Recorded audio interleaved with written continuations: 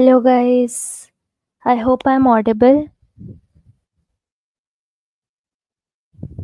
Hello.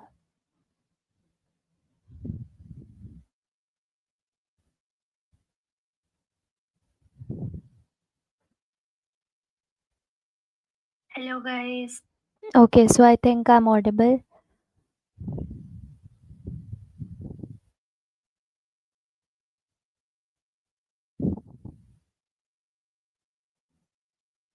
Okay, so sorry for the slight delay. I was unable to join. There were some network issues, but yes, today is the day 7 of the 7-day boot camps, and today is the last day. I hope you guys have learned a lot so far.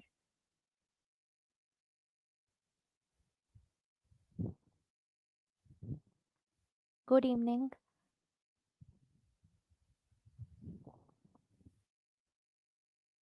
So, good evening, guys.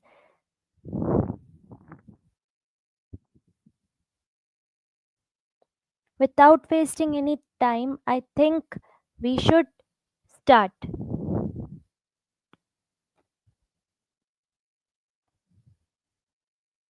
Let us just start, guys. So, today is the day 7, and yesterday I left you on this, right? Just run it once again, restart session and run all. Just do it once so that your screen doesn't gives any error.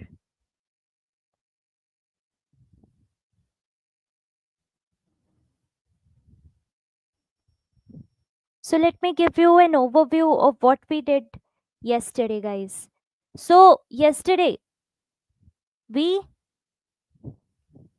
first of all, we loaded the environment key, then we made an embeddings function, then we scraped our website, and we have also made chunks of our website. We have made smaller parts of our website. And if you guys are along, today we are going to store these chunks inside a database, right? We are going to use ChromaDB database. First of all, do install ChromaDB database from here. Just write ChromaDB and again run all the cells so that your ChromaDB gets installed. Now guys, today after we have our chunks ready, what do we need to do with the chunks? We need to put them inside some database, and the database we are using is ChromaDB. But ChromaDB, we are not going for the cloud version. We are installing locally inside our machines, right? Because I figured it out yesterday that cloud version will be a bit difficult for everyone to set up in this class. So that is why we are using the local version and it will work fine. Let us just start. Start by importing ChromaDB database. After importing the ChromaDB database,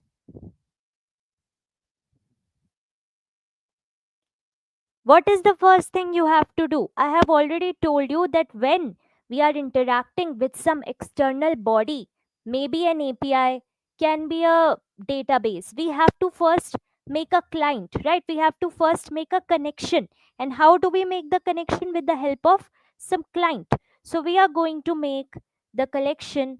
I'm going to write chroma client and I'm going to call the function chromadb dot persistent client, and inside this I'm going to specify the path. Path is equal to, and write the name of the folder, let's say chroma.db. Chroma client is creating a new client, and how I'm creating it? With the help of persistent client function. Now this persistent client is being used because I have to create a local instance, local client, right? Local folder. And that is why I am calling persistent client here. After we wrote this, now the connection is set up.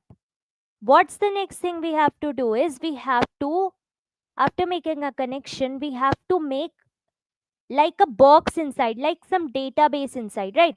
We have the database, but we need to make something inside. What I mean to say is, for example, when you are in SQL, you make tables, right? Inside the SQL database, you make tables. Similarly, in DB database, we are going to make collections, and we are going to store items inside the collections. Let us make a collection first.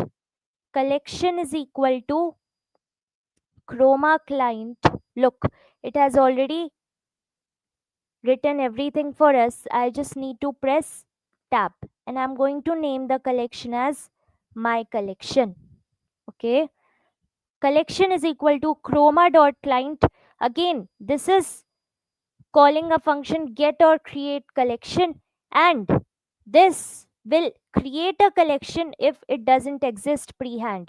So it is important that you call this get or create. It is important when you are working with databases. You have already built in databases, like let me give you an example. Not example, like I am myself working for DRDO. I have worked for DRDO, and there they already have databases built in. What they want is they want to create websites utilizing their databases. So we are using all the time this function, because we don't need to create database, we actually have to use their database. So that is why when we write queries inside our laptops, we always remember to use get or create, so that it does not causes an issue when I run the same code in their computers. After setting the collection, let us hello. So let us make a loop so that we can store the chunks inside the collection, right? Inside the collection, we are going to store the chunks. That is why we are making this loop. So for I comma docs in enumerate documents, enumerate. What will enumerate do? Enumerate will give you both the index and the item number when you are looking through a list. We have created a list of document, and inside this list there are chunks, right? For C in chunks, there are chunks and their corresponding metadata. So I want both the index number and the text. That is why I am using enumerate and passing two variables. So for each iteration, it will extract my both index and the text. And inside collection, I am adding, so I am using collection dot add, and I am adding the text, the metadata, and the index. But you guys don't need to write this. Just follow me along. Just add inside the collection documents is equal to documents is equal to from doc I need the text part. So let me just write text here. Then I am creating another variable in which I will store the embedded text. And what is the thing I am calling my function on? Text, which I have extracted in this step. Okay, the text which I have extracted in this step, I have embedded it now.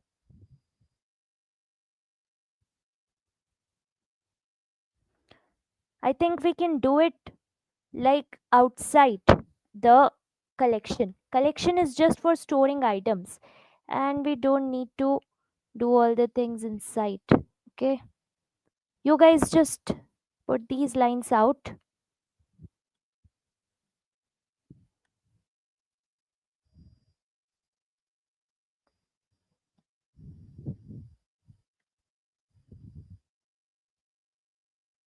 And now we are in a good position to make collection and add this collection dot add. And what you guys have to add, Just ignore whatever it is saying. Documents is equal to text, the embedded text which we have created. It's not single, it's list. Okay. Then we have embeddings is equal to emb dot toList. ToList is a function that converts numpy array to list, and because collection stored everything inside list, we have to do this step.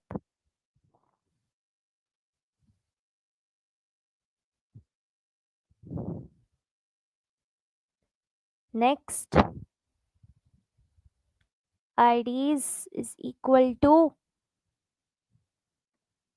what? IDs is equal to the index. Okay, so I am just extracting it from here, documents like this.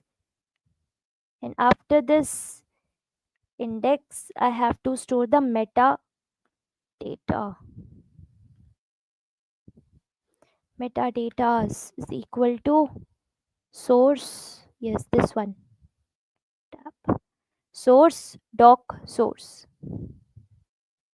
So I have a collection, and inside my collection I have four things. Imagine collection being a box, and inside that bigger box I am storing four things. First is the text. This text is the embedded chunks, right? And then I am converting this into list, and I'm storing it inside the embeddings. Then I am having index stored inside one box, and also I am having metadata stored inside one box. Text is not defined.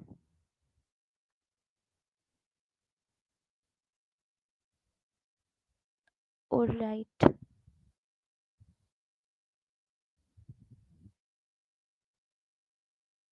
Let's make it text is equal to doc text. Okay, now this text will store my plain text, and this will be fine.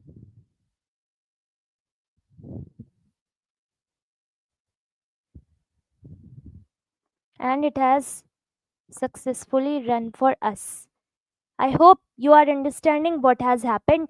First, the connection between the database has been created. Then I have created a collection inside my database, similar to how you create tables inside SQL. And inside this collection I'm storing four things. First is the embedded text, which I have embedded using this embed text function which we defined in the last class. And then I'm converting this text to list, right? I'm converting this to list because the ChromaDB does not takes arrays. It stores things in list. Then I'm storing the index values, and I'm also storing the metadata. I'm storing these four things inside the list. If you guys want, I will paste it for you as well. And certificate will be provided by the team as soon as possible. Don't worry about that. It will be through your mail IDs.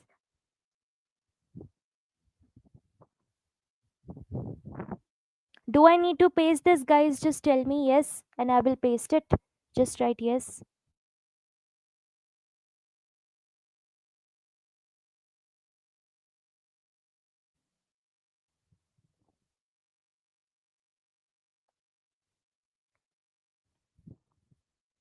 Do you guys need this?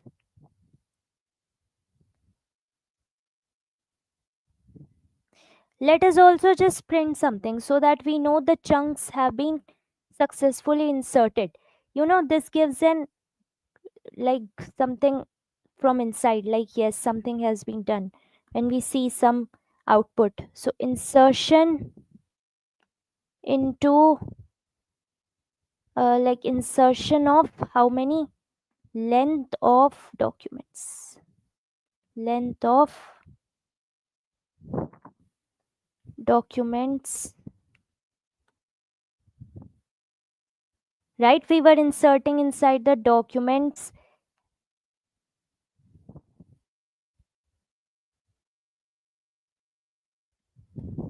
chunks into chroma db.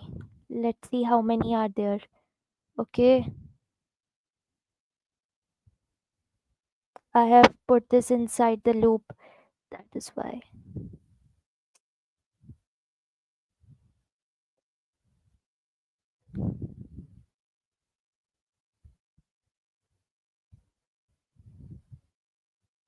23 chunks have been inserted into chroma db.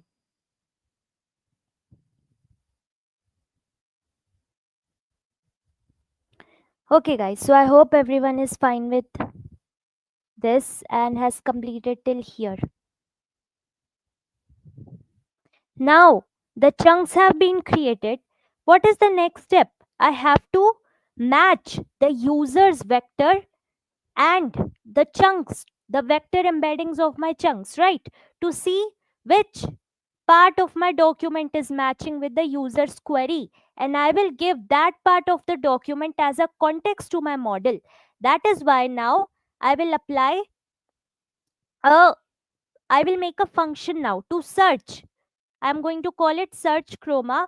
That function will search which, like which vector embedding chunk which has been stored in my ChromaDB database is matching with the vector embeddings of the user's query. So let us do that. Just write define search query, or let's say search chroma. Define search chroma and pass query and k is equal to 3 inside.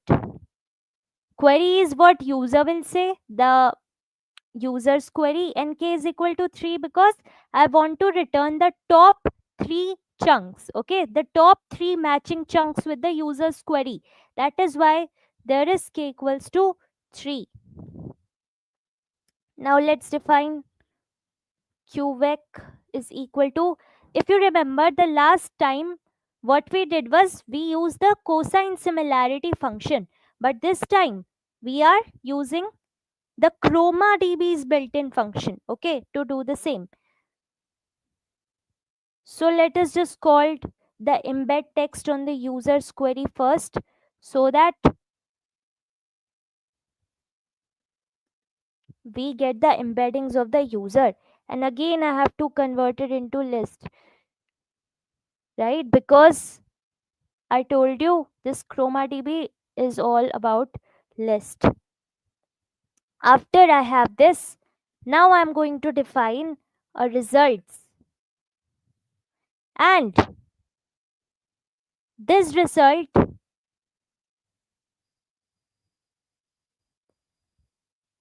like this result will store two things. I'm going to tell you about that.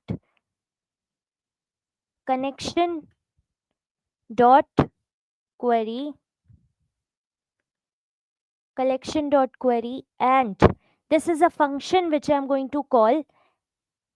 This function will take in two parameters, vector embeddings and end results is equal to k. This will take in two parameters like this. Okay, so this first parameter will store the user's query, and this will store how much I have to return. And this collection query, this function will be applied to search how many matching, like to get the number of matching vectors which are matching my user's query.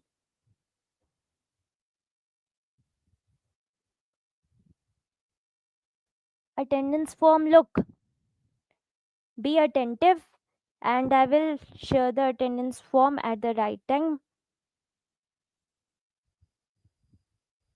And Akhtar, it's fine.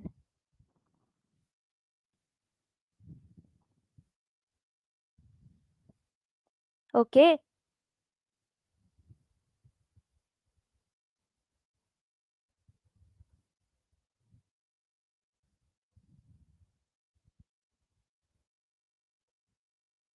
now I am going to, this will search, right? After the operation has been performed, this took two things inside. This function took two things inside. It took user's query. Also, it took how many matching results I have to return, how many matching vectors I have to return. And this results will be storing whatever this collection dot query will be returning. So it will be most probably storing the three best chunks which are matching the user's prompt. Not chunks exactly, three best pieces of text which are matching the user's prompt. Now I am defining an empty list hits, and I'm doing because I will store the three things user is returning, sorry, this function is returning inside hits. I'm going to store that. So for doc comma meta, it knows everything. For doc comma meta in zip results documents comma results metadata hits dot append text doc and metadata meta text should be doc. And for the source, I'm just going to mention it source. Let's say meta.get, and it will find the source. So this hits will store two things, right? Doc and the metadata associated with this doc. I'm using this zip function because let me tell you guys why I'm using this zip function.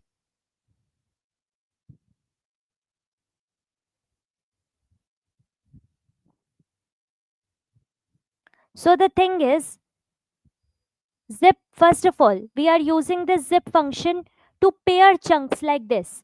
So the results will return us something like this. The results, right, we have called the collection dot query, and I have stored it inside results, and this results will return something like this.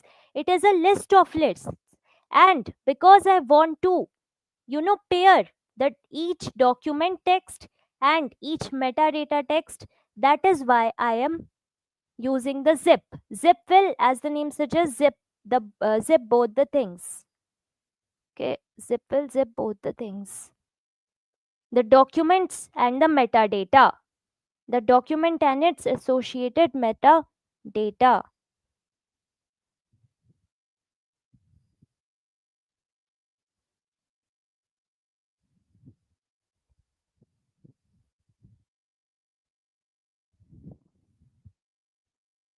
No module name ChromaDB because you have to install it, write it here, ChromaDB, with all the installation and just run all the cells. It will solve the issue for you.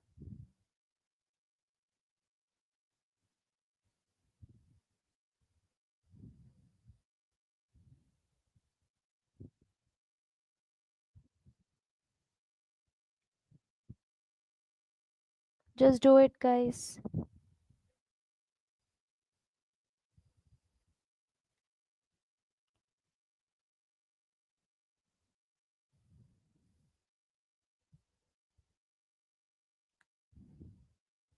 Results is not defined, but I have defined the results. RESULTS.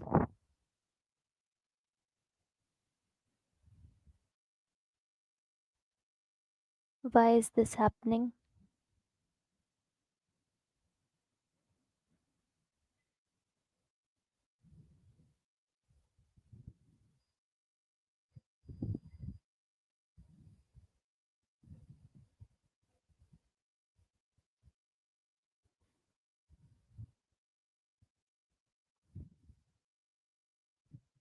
I have the reference code as well. Let us just see.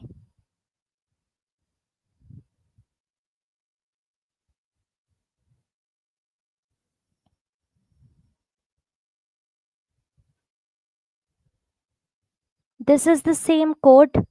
I will just run it here and see.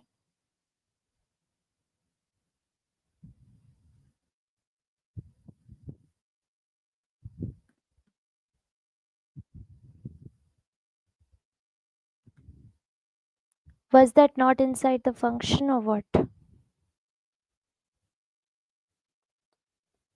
So this is the same code I have explained you. It will search for top k similar documents and then return. Let me paste it for you guys as well. Just a second.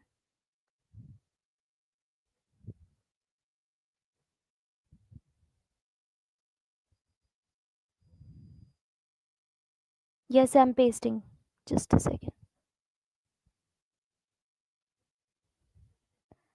Mm,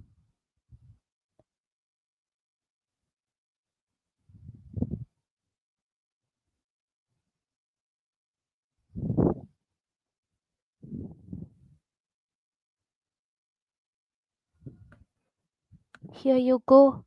I've pasted the code.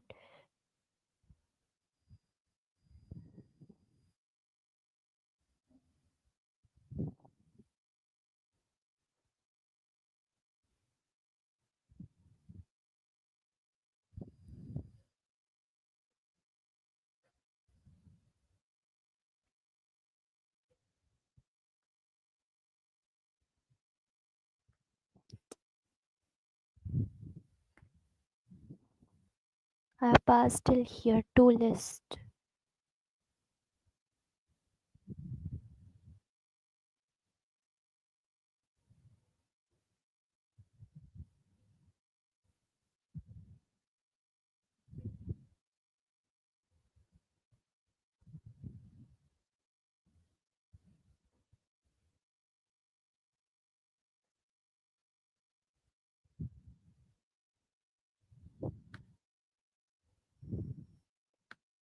Just paste it exactly and be careful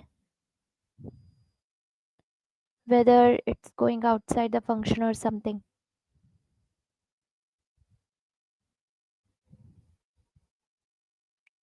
Now, I think you have understood what is happening here. Here we stored embeddings, right? Like here we stored the things inside the ChromaDB database, and the four things we stored inside were simple text, the text embedding, the index, and the metadata associated with that text. And here I am just applying this query to find the top three matching results with my user's query, and this will get stored inside a list, and this list internally is a dictionary. So this is a dictionary inside hits list, and this dictionary contains two things: text and the source of the text. So this list will store this dictionary inside, and I'm returning this at last.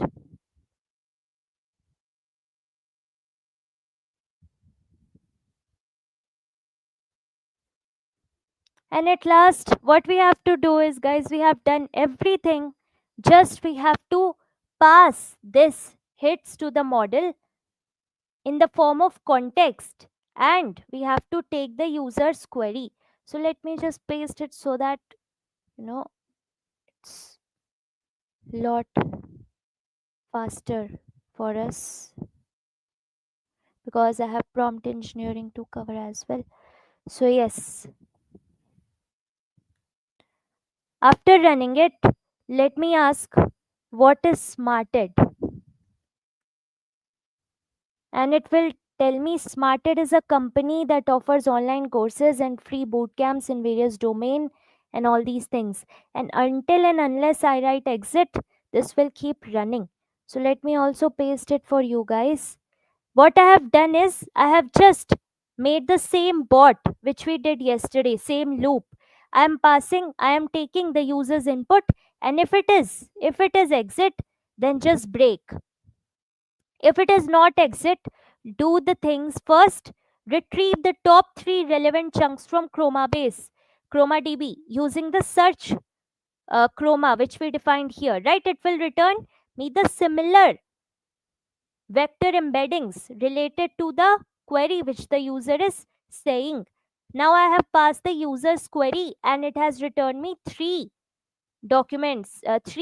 particular pieces of text which were matching with the query. And if I'm saying if it is not like matching, if it the hits is empty, like the search function has found nothing relevant in the database. Just say, sorry, I couldn't find the relevant thing. And I'm merging the three things, right? We got three texts from the search chroma function, and I'm merging the three text and I'm passing it as a context to the model. This is the context, this is the question, which is the user's question, and this is the answer you have to generate. And for the answer I'm using this models dot generate context, and I have told you about this like many times. So I hope you guys got the complete pipeline of RAG.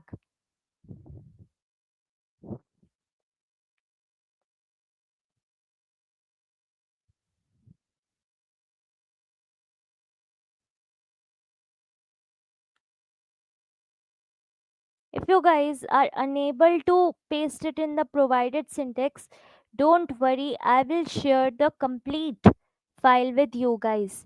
You guys don't have to worry about it. If you guys are not able to understand, because I'm just cutting it randomly wherever it is allowing me to.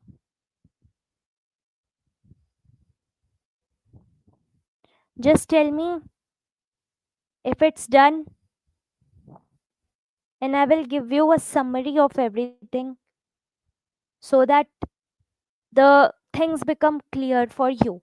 So, what we did till yesterday was like what we did yesterday and today. Let me give summary for both. First, we created an environment file, and in which we brought the Gemini API key. Then we installed the particular required pack, right? Where is the, just a second.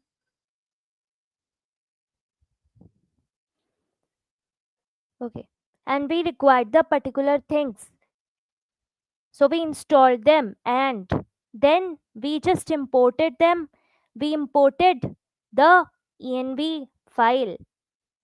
Like we imported the API key from the env file. Then we created a function for text embeddings. After that, we started with the pipeline. What we did first was finding the source of the document and then extracting document out of it. It was smarted website, and we did it with the help of web-based loader from the LangChain. And again, for splitting the document we have into chunks, we use this, which is again from langchain.textsplitter. After we have the chunks stored inside the document, we started storing them inside our collection, and we did it for every chunk we have. And now we have a collection for the chunks, and for each chunk we have text, we have the embeddings of that particular text, we have the particular index of the text, and we have the source. We have these four boxes inside the collection.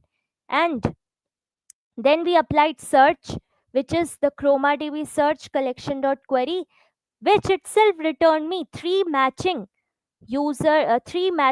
things it found from the vectordb database, not vectordb, from chromadb database, right? It found three matching chunks, and it has returned me those three matching chunks which were matching with my user queries. And after I have that chunks, I am passing these chunks to my bot as a context, and now I have the answer. So I hope it is clear for you guys. Just write yes, and then we will move.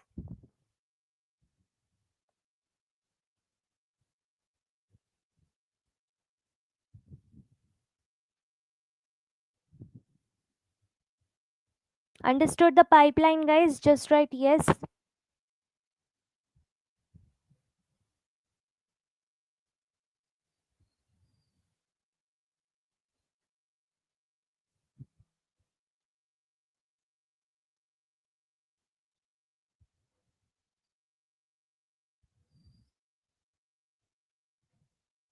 Okay, okay.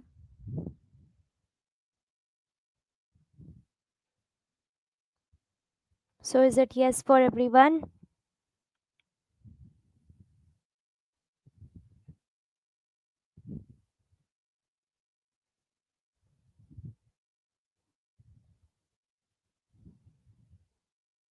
Okay, so I hope you guys understood the complete pipeline. And now we will move on to the part 2, which I specified in the first class that we have divided this 7-day boot camp into two parts.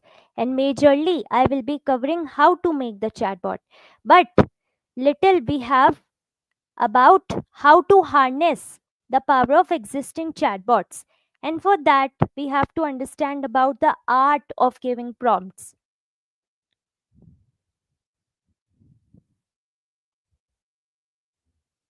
So let's start, guys. Okay. So I have told you in the very first classes that LLMs don't think, they predict the next token. They predict what is going to be the next probable text, right? And for your explanation, I have got this video. Let me show you this video.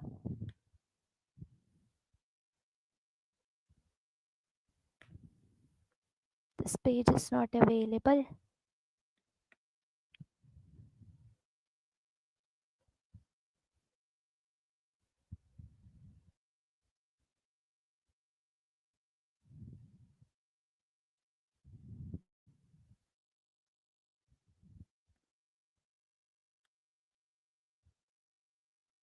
Look, I hope the voice is getting shared and it's too loud for me. Just look at this video and then you will get one thing from it. Just look at it closely. Dear Mr. FedEx, 2 months I have waited for your package and it is not here. My friend is dead. So, what I wanted to tell you from this video was you guys saw how this game was working. The previous guy was saying something, and hearing the previous word, the other person was predicting the next thing. This is not how LLMs work. Let me tell you the difference between how these humans are working and how LLMs are. You know, LLMs have an incredible memory. What they do is, instead of just remembering the last word which we said, it remembers everything. So let's say I have a question for the LLM, what is a cat? And it will generate the answer. First, it will say A, right? And then this A will get passed inside here again. Now the thing that will be passing to the model is what is a cat? A, right? What is a cat? And A. This will get passed again to the model and it will predict cat. Right after seeing A, it predicted cat. Now this whole thing will get passed inside the model again. What is a cat? A cat. This whole thing, right? It is going inside the model again. And then I have predicted is. And then again, this whole thing will go inside. So it is working like that. The whole thing which the model is generating is getting passed in my model again and again. And not only the thing which the model is generating, it also passes the system messages which the developer has set. So for example, if you are having the Gemini model, then it may have some system messages like, hey, you are Gemini, and don't reply like this, talk to like this to the user, and all those system instruction it have all have been set, and everything is getting passed back to the model again and again for generating the next word. So for the video, showing the video, the purpose was to make you understand, like the humans were doing, they were just looking at the last word. The models, they don't do it like that. They take in everything in every iteration, like the developer messages, the tool, the user message, the previous conversation, and the generated context, right? They take in everything, and hence small wordings changes small wording changes shift the token probabilities a lot.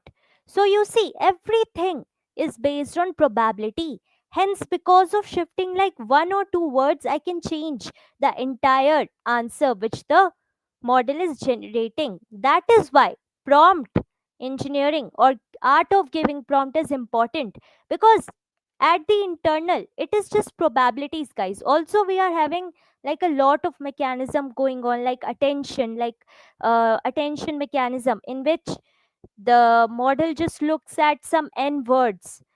It like just look at the past words, and just looking at that one word or two word, it is generating the next word, something like that. A lot of things are going on. It is understanding the context as well, right?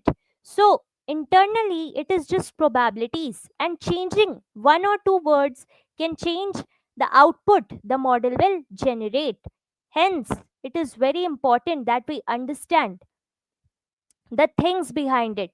Without understanding the input pipeline, which I just told you will get flaky results and think the model is moody when it's just following its training and the probabilities you induced, right? So it is all about how the model has been trained, and how you are passing the prompts to it. It has been trained to accept prompts like this, and if you are passing prompts like something else, it will not behave as expected, and you will find the model being flaky or moody. Let us just now understand, after understanding the why, that what is prompt engineering and what are the misconceptions about it. Just look at this definition. Prompt engineering is the disciplined design, testing, and governance of everything you feed into model, not just prompts which the user is typing. Prompt engineering is also about giving the perfect system instruction. It is also about setting the perfect system tools instruction, right? Just everything, setting everything you feed into model, designing it, testing it, and governing it is prompt engineering, so that we get useful and predictable outputs that respect the model's training and configuration. Okay, it includes everything from system message, from output schema, from examples. Everything the model is also generating is going back inside the model. So you see, prompt engineering is not just what you guys do on ChatGPT. It is beyond the prompts that we give on ChatGPT. It includes programmatic prompts, which I just told you. The prompts we set in the like the code and not the UI. These programmatic prompts means the prompts that we set inside the code and not the system UI, not the chat GPT text box which you see. These are already set inside the system instruction for each model. Art of setting the tool agent orchestration. What does it mean, guys? Like the chat gpt is interacting with other sources as well, external sources, like it is calling apis as well. It is interacting with some like some the data inside which is stored inside it as well. So orchestrator decides which tool to be called and how it handles request. So all these things we have to prompt it to the model, like if this is the prompt, then you have to call this, and all these things are being prompted to the model. Then we have safety and governance. So we like models like ChatGPT and Gemini, they are not just fed with programmatic prompts and this prompts. They are also fed with safety and governance prompts. Like if someone asks how to suicide, don't tell him. If someone asks how to make a nuclear bomb, don't tell him. And all those things are being set inside the model. This is also prompt engineering. And we have multi-model prompts. This means when you are passing the image as well as the text to the model for figuring out the answer, like extracting the text part and then matching the relevance with what is written inside the image or what is present inside the image and what is the prompt the user is typing. So both things are being taken into consideration, and then the output is being generated. So taking care of both the things is also prompt engineering, which is multimodal prompts. Okay, so prompt engineering is beyond ChatGPT. And if you are seeing that videos where people are saying that I have earned 42 crores, like 42 lakhs per annum, and then how have you earned 42 lakhs per annum? Just because of prompt engineering. So they are not just going and typing on ChatGPTs, they are doing work behind a lot. They are doing the work behind a model also a lot. Okay, so that is how they are earning money and not just typing prompts on the system UI. So I hope you guys got it. And now I'm going to tell a few common prompting techniques that you can know about. First of all, you guys might heard about zero shot prompting, giving the model a task with no examples. You just provide a plain text. And how does the model produces the output? It just relies on what it has been trained on to produce the output. Then we have the few shot prompting, in which you give a few examples. And how these examples help? This example help because the the model is able to map the inputs and the outputs out with the help of examples you are giving. Since you have given it an example like generate text in this format, the inducing probability part, the figuring out the probability part becomes easier for the model, because it figures out the probability between what you have given it, like the input and the examples, and the new text it is generating is very close to the probabilities of what it has figured out from this combination, right? Then we have chain of thoughts prompting. Instead of just looking or asking for the final answer, you prompt the model to break down problems into series of logical intermediate reasoning steps. So, chain of thoughts prompting, as the name suggests, you are not passing the entire prompt as one go. You are giving it in form of pointers. You are giving it in form of logical steps. Like, for example, if I want my ChatGPT to make this page, this like some website page, instead of giving it a complete prompt, the image, and then asking it, hey, make write the code for HTML, CSS, and JavaScript of this page of the website. You guys try by giving it like part by part. Make the footer of this website, make the center text of this website, make the header of this website, something like that. And then it will be in better position to give you the required codes. This chain of thoughts prompting works well for such tasks, like I have told you one. We have some advanced prompting techniques as well: tree of thoughts, diverse prompting, self refined prompting, and tabular chains of prompting, everything. So, if you guys are interested, you can explore these out as well. And if you want to write, like, if you are like, how do I write the best prompts after ending the class? Like, just, going to ChatGPT and pasting, like, prompting something meaningful to it the next time.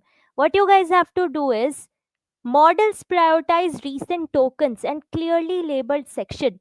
So, whatever you are giving the model the last, okay, whatever you are giving the models at the last, like newer tokens, carry more weight than the older ones.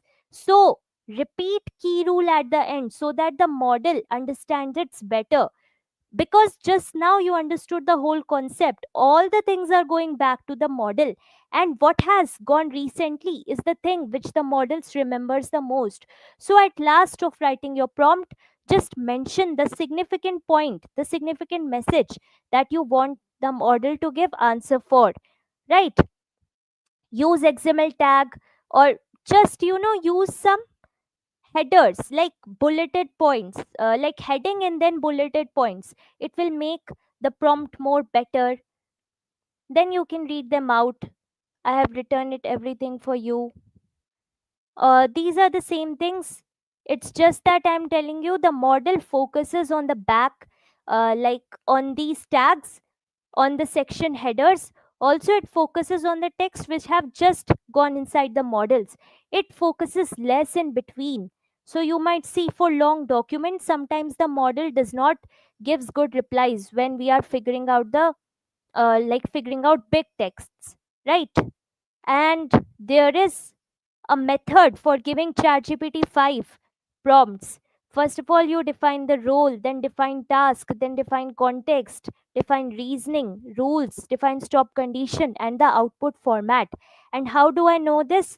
That this is the way you give prompt to GPT-5, because the official documentation is also there, and you guys can read it out as well, which has been released by ChatGPT, the OpenAI itself. They are telling you to use the model in this way by giving it prompt like this, so that you guys can fully utilize the model.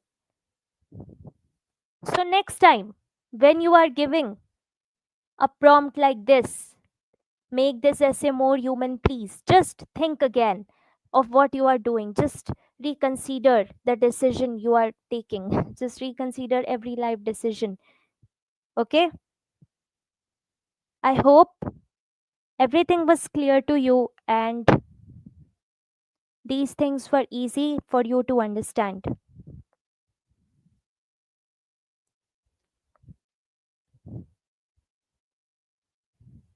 You guys got it?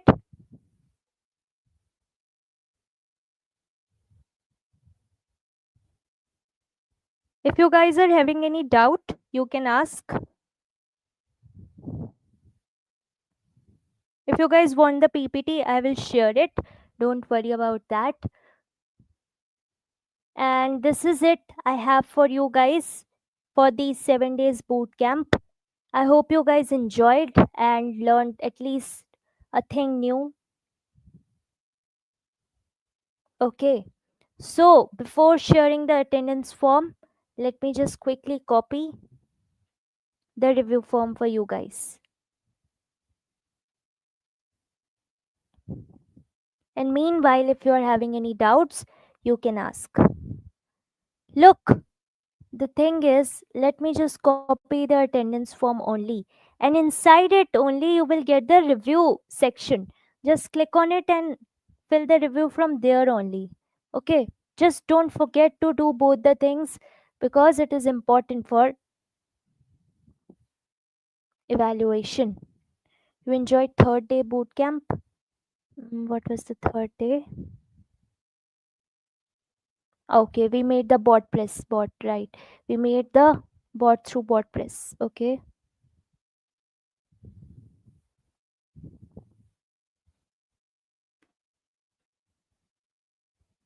Are there any doubts, guys?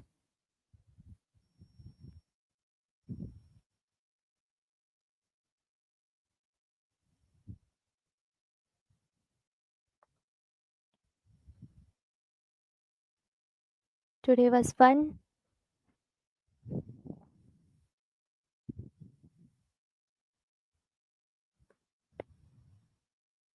So I have shared the attendance form out.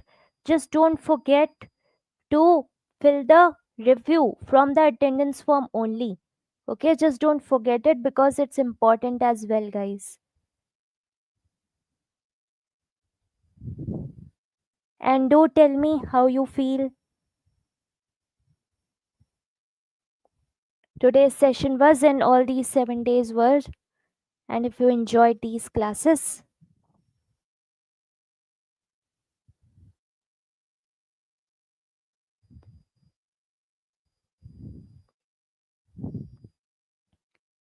So just open the attendance form and fill it out. I will share the PPT. I cannot do it here, but you guys can message me on LinkedIn. Okay? And just don't forget to give the reviews from here. Just click on it and give the review by going here. Reviews, and write a review. Anything which you felt. How was today's class? Don't just give a rating, also write a review, guys.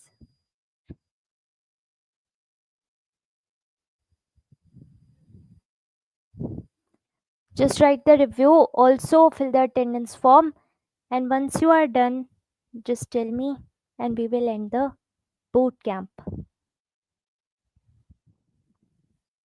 Certificate will be sent on your mails.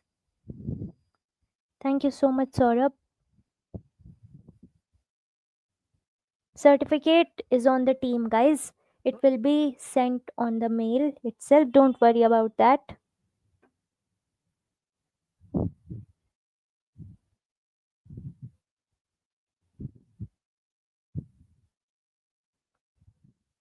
Thank you so much.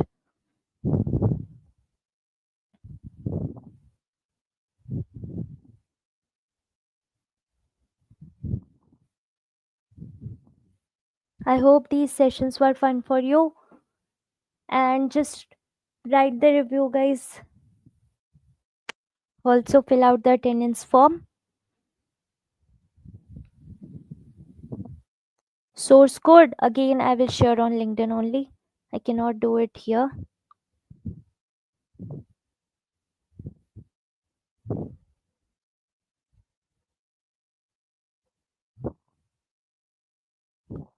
Attendance done.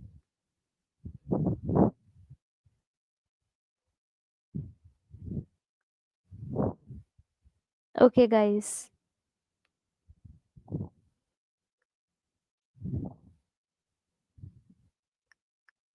Just fill out both the attendance and the review form. Both are important for your certificate.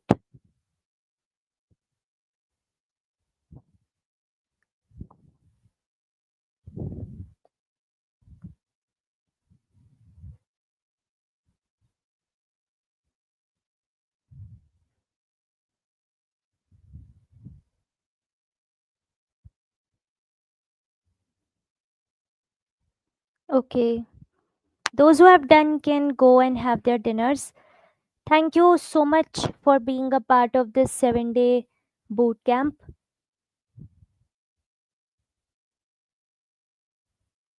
And some people are just from the first boot camp. Thank you so much for that.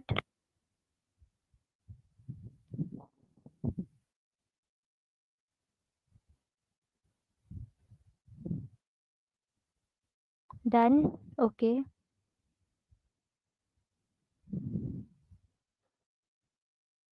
Thank you so much. PPT and source code on LinkedIn. Just message me there. Done.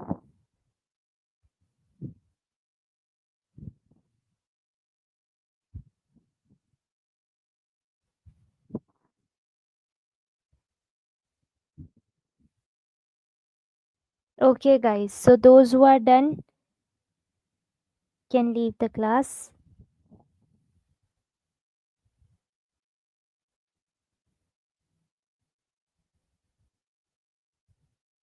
I think everybody has done filling both the forms. Thank you so much for your presence.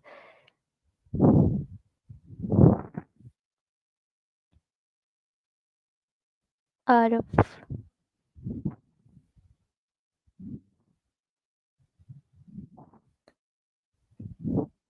Two classes. Rahul, you have to fill the form for each class. Then only you will get attendance. I already mentioned this in the first class of the boot camp. LinkedIn profile is in the description. Just check the description. You will get the profile. Also, you will get the profile of the co-founders. So if you guys are interested, you guys can check them out as well.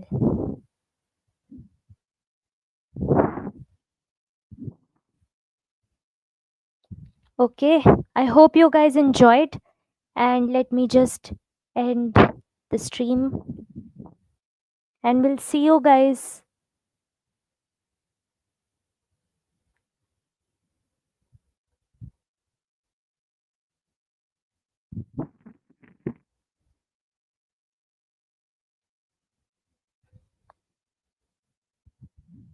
Certificate will be on the mails. It's on the team.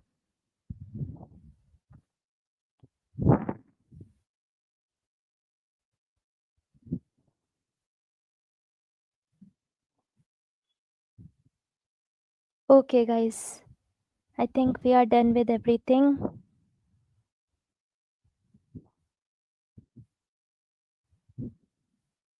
LinkedIn profile is in the description. Just check that out. Certificate, Rahul, I think it's not possible now because you have missed the form for 2 days. Let us see if the teams do something.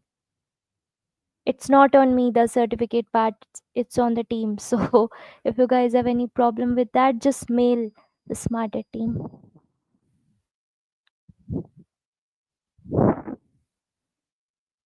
So let's just end this 7 days boot camp here, and let's see if I'll come for the let's see what happens for the next time. I hope you guys enjoyed. We'll see you guys the next time. Bye, guys.